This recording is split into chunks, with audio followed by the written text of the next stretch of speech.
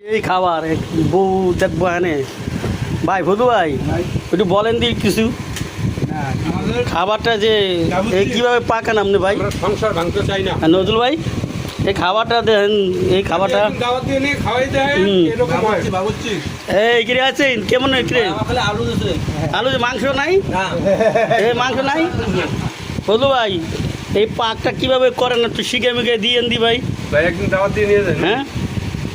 একদিন না দরকার হলে 10 দিন একবারে 10 দিন টানা যাই ইয়া করবো